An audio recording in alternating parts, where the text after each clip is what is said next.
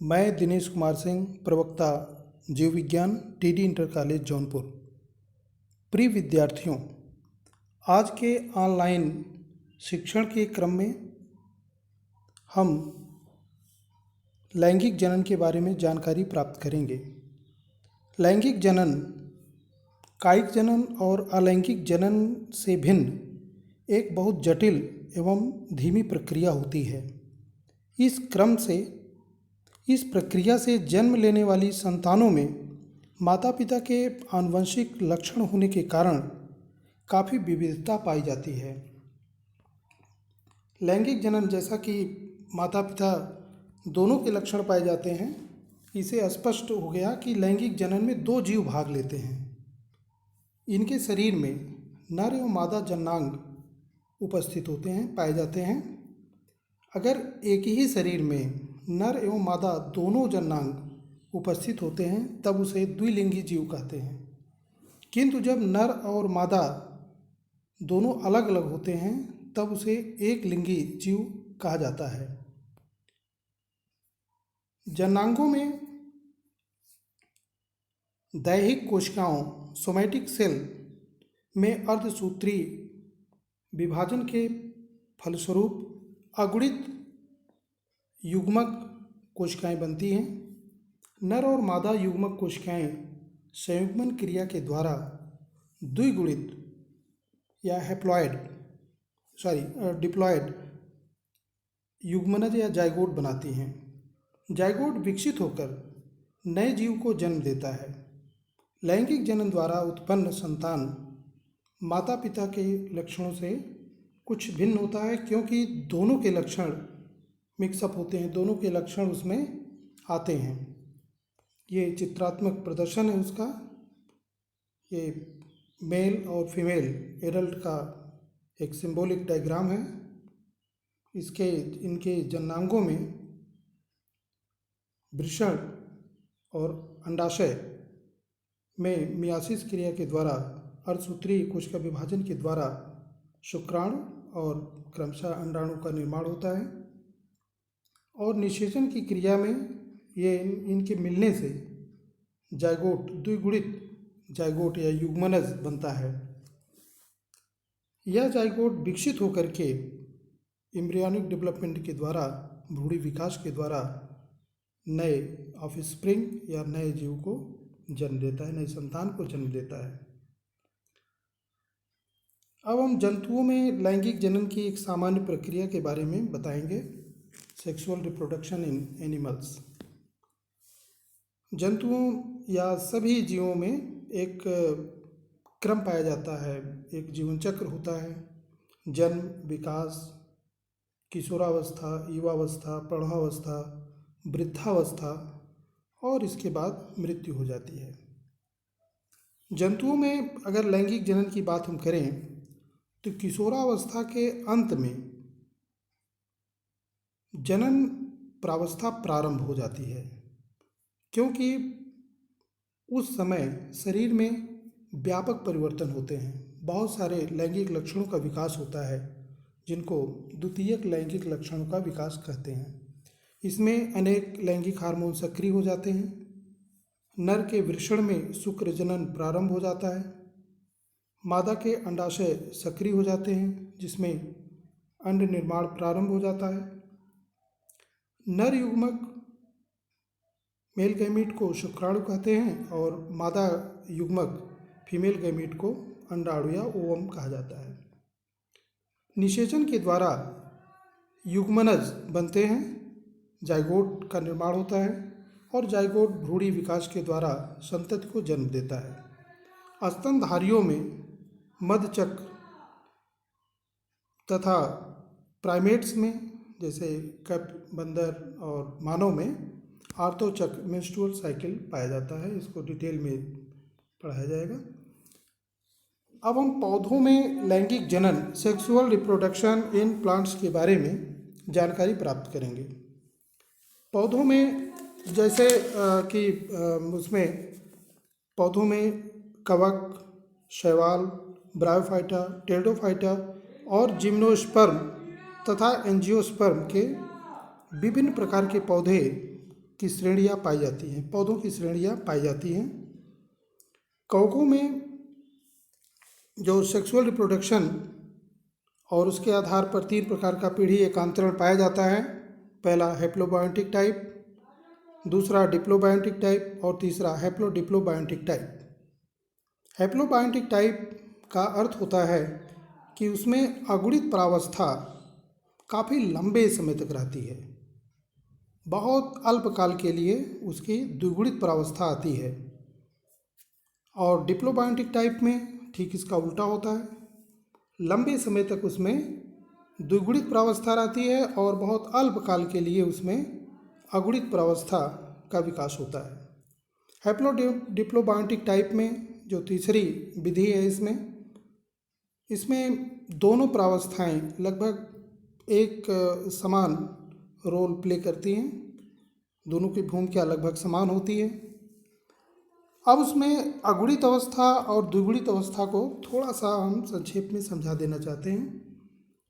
अगुणित अवस्था में मियासिस के बाद अगुणित अवस्था का विकास होता है। अर्धसूत्री कोश का विभाजन के बाद अगुणित अवस्था का विकास होता है। सरलतम पौधों में जो पौधे का शरीर होता है वो प्रायः अगुणित होता है, हैप्लॉइड होता है, और उनसे उसको गैमेटोफाइट भी कहते हैं। और यहीं पर इन्हीं के शरीर से गैमीट बनते हैं, युग्मक बनते हैं। युग्मकों के निषेचन के द्वारा द्विगुणित प्रावस्था स्पोरोफाइट का विकास होता है। इस प्रकार से पौधे के जीवन में अगुणित और द्विगुणित अवस्था एकांतर क्रम में आती है, जिसको पीढ़ी एकांतरण कहते हैं, अल्टरनेशन ऑफ जनरेशन कहा जाता है। दूसरे शैवाल के बारे में अगर बात करें, उसके लैंगिक जनन के बारे में, तो शैवालों में युग्मकों का निर्माण युग्मक धानियों में होता है, गैमेटेंजिया कहते हैं इसको। युग्मकों के संयोजन से नए शैवाल का जन्म होता है। युग्मक 3 प्रकार के लैंगिक जनन में भाग लेते हैं। युग्मकों के आकार संरचना के आधार पर इसका वर्गीकरण किया जाता है। पहला समयुग्मकी प्रकार, आइसोगैमस टाइप, जैसा चित्र में दिखाया गया है। उसमें समयुग्मकी प्रकार में दोनों युग्मक आकार में एक समान होते हैं, देख करके दोनों एकदम एक जैसे होते हैं, लेकिन वो कार्यकी रूप से भिन्न होते हैं। दोनों युग्मक एक दूसरे के समीप आते हैं, जिनको प्लस और माइनस कर सकते हैं, नर मादा कह सकते हैं। दोनों युग्मक एक साथ आकर के संयुग्मित हो जाते हैं, जिससे जाइगोट बनता है, और जाइगोट विकसित होकर के या तो नए शैवाल को जन्म देगा या जाइगोट का पुनः अर्धसूत्री कोश का विभाजन होगा, जिससे फिर से अगुणित अवस्था आकर के विकसित होकर के नए शैवाल को जन्म देगी। तो दूसरा है असमयुग्मकी प्रकार, एनाइसोगैमस टाइप। चित्र में जैसा देख रहे हो, उसमें एक युग्मक बड़ा और दूसरा छोटा होता है, और दोनों चल युग्मक दिखाया गया है। दोनों आकार प्रकार दोनों में भिन्न होते हैं, और ये संयुग्मन क्रिया करते हैं और जाइगोट का निर्माण करते हैं। इसी प्रकार से तीसरा प्रकार है विषम युग्मकी प्रकार, ऊगैमस टाइप, जिसमें एक अंडकोशिका होती है, ये अचल होती है, आकार में बहुत बड़ी होती है, और दूसरा जो युग्मक होता है वो काफ़ी सक्रिय होता है और आकार में बहुत छोटा, जिसको स्पर्म कहते हैं। इन दोनों के निषेचन के परिणाम स्वरूप जाइगोट का विकास होता है। शैवालों के अतिरिक्त अन्य सभी पौधों में लैंगिक जनन विषम युग्मकी प्रकार का ही होता है, अर्थात नर तथा मादा युग्मक विशिष्ट जननांगों में बनते हैं और आकार में भिन्न होते हैं। अंडाणु और शुक्लाणु के रूप में ये होते हैं। अगला ब्रायोफाइटा में, ब्रायोफाइटा के पौधे जैसे मांस का पौधा है, फ्यूनेरिया है। तो ब्रायोफाइटा में नर जननांग पुंगधानी या इंथ्रीडियम होती है, और मादा जननांग स्त्रीधानी के रूप में आर्चिगोनियम के रूप में पाई जाती है। नर और मादा युग्मक संयुग्मन के द्वारा बीजाणुद्भिद या स्पोरोफाइट की प्रथम कोशिका oospore बनाते हैं। बीजाणुद्भिद अवस्था स्पोरोफाइट अवस्था में बीजाणुओं का निर्माण होता है जो अर्धसूत्री कोशिका विभाजन के द्वारा होता है और ये बीजाणु अंकुरित होकर के पुनः युग्मकोद्भिद पौधे को जन्म देते हैं। जीवन में युग्मकोद्भिद और बीजाणुद्भिद अवस्थाएं एकांतर क्रम में आती हैं जिनको पीढ़ी एकांतरण कहते हैं, जैसा कि पहले हम बता चुके हैं। टेरिडोफाइटा तथा अनावृत बीजी और आवृत बीजी पौधे बीजाणुद्भिद होते हैं। प्रजनन काल में अल्प समय के लिए युग्मकोद्भिद अवस्था उत्पन्न होती है जिसमें युग्मकों का निर्माण होता है। ये चित्र के द्वारा दिखाया गया है। यहाँ पर एक लीफी गैमेटोफोर है जो कि गैमेटोफाइट अवस्था को प्रदर्शित करता है। ये ब्रायोफाइटा का पौधा है। ये इसको मॉस कहते हैं, मॉस का पौधा है ये। और इसमें एंथ्रीडियम और आर्चिगोनियम नर जन्नांग जिसको पुंगधानी और मादा जन्नांग आर्चिगोनियम जिसको स्त्रीधानी कहते हैं। एंथ्रीडियम में पुंगधानी में पुमड़ का निर्माण होता है, एंथ्रोजॉइड का निर्माण होता है जो मेल गैमीट होते हैं, नर युग्मक होते हैं। और आर्चिगोनियम में अंड कोशिका बनती है जो फीमेल गैमीट होती है। इन दोनों में सिंगैमी के द्वारा संयुग्मन क्रिया के द्वारा जाइगोट बनता है, ओस्फियर बनता है और जाइगोट एम्ब्रियोनिक डेवलपमेंट के द्वारा भ्रूणी विकास के द्वारा एक भ्रूण का निर्माण करता है। और ये भ्रूण क्योंकि आर्चिगोनियम के अंदर बन रहा है, इस शाखा जो पौधा है उसके अंदर आर्चिगोनियम है और इसी आर्चिगोनियम के अंदर ये भ्रूण का विकास हो रहा है। तो इस प्रकार से भ्रूण विकसित होकर के स्पोरोफाइट द्विगुणित अवस्था स्पोरोफाइट का निर्माण करती है।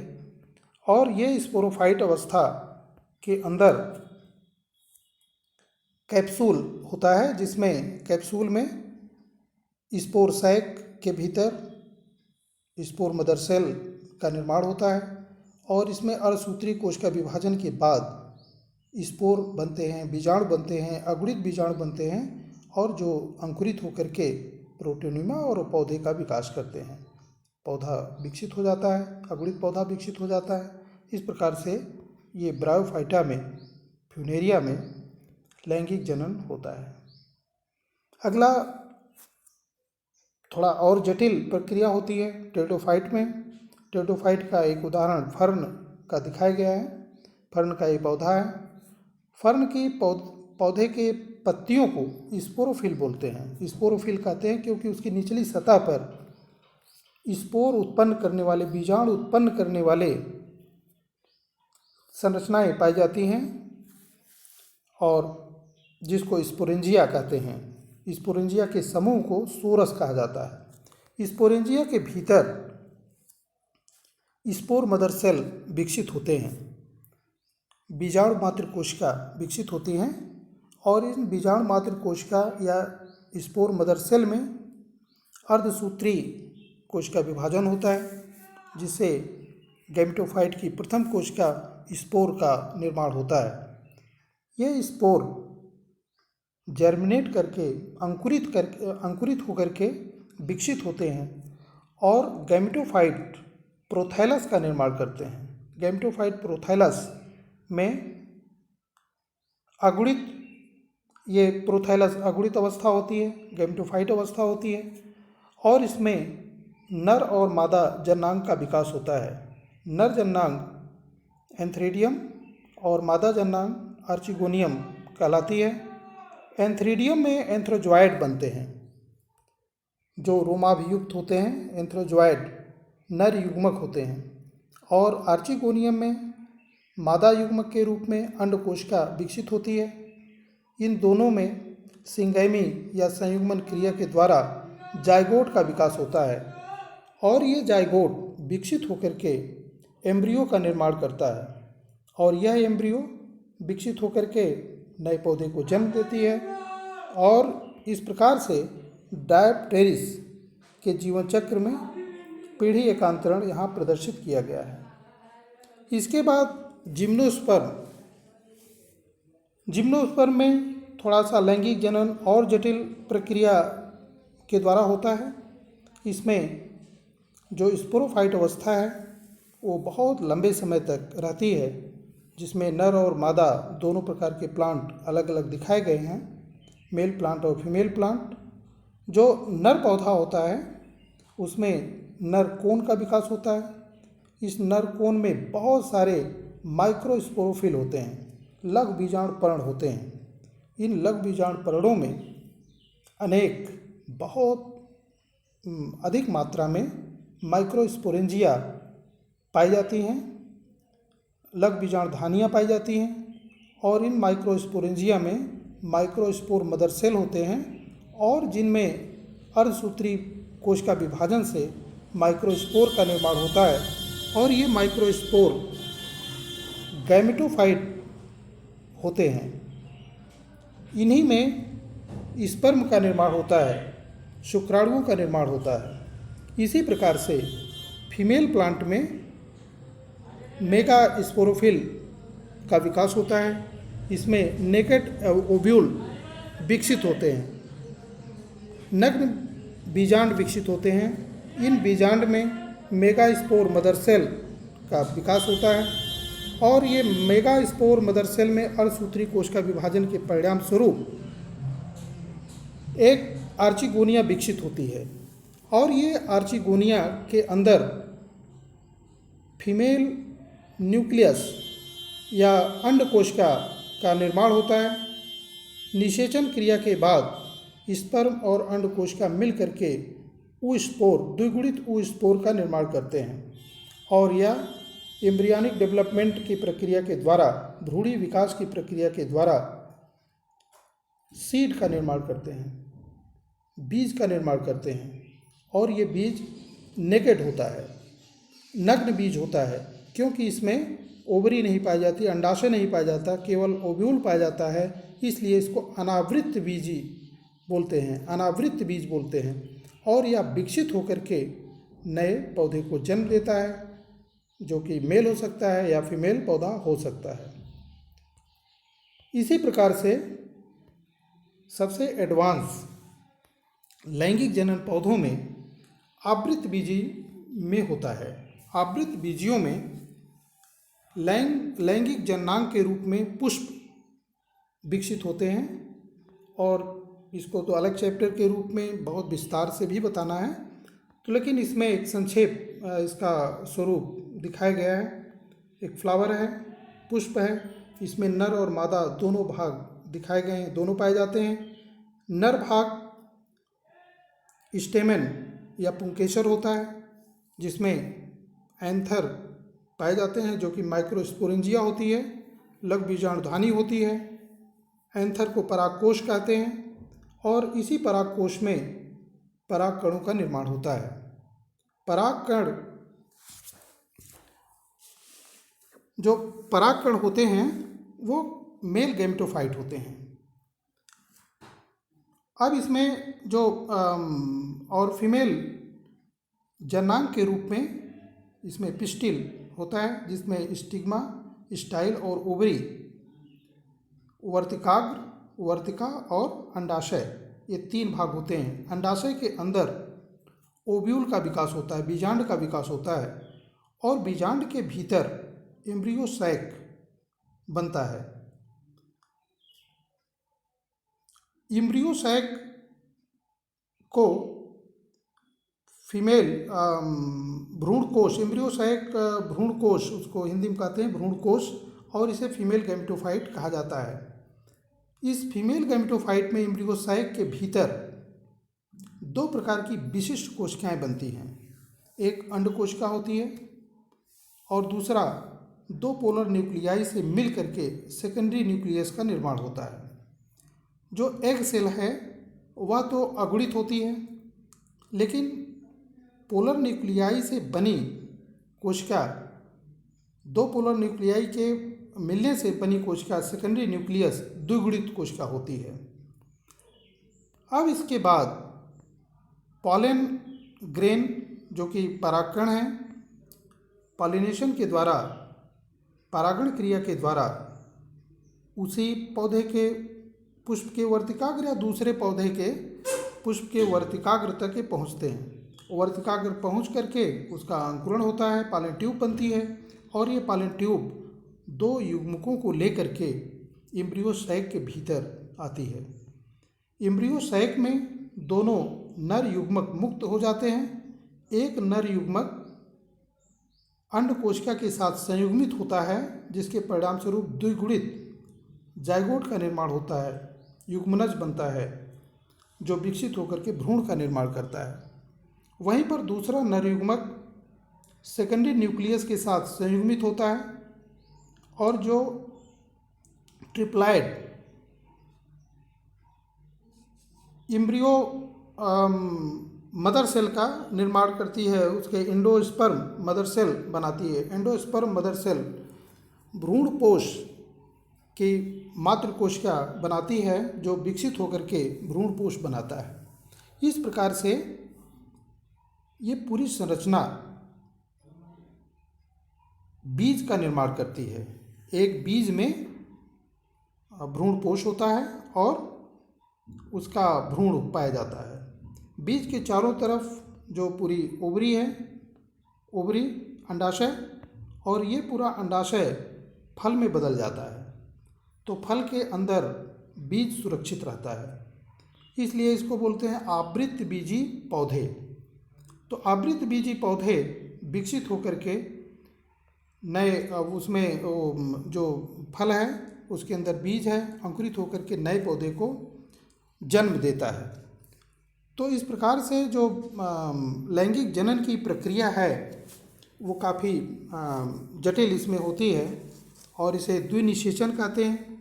द्विनिषेचन, डबल फर्टिलाइजेशन कहते हैं, क्योंकि एक मेल गैमीट, एक नर युग्मक के द्वारा इसके अंड कोशिका का निषेचन होता है और दूसरे नर युग्मक के द्वारा इसके सेकेंडरी न्यूक्लियस का भी निषेचन होता है। तो इस प्रकार से सेकेंडरी न्यूक्लियस भ्रूणपोष बनाता है निषेचित होने के बाद, और अंड कोशिका निषेचित होने के बाद उसका भ्रूण का निर्माण करती है।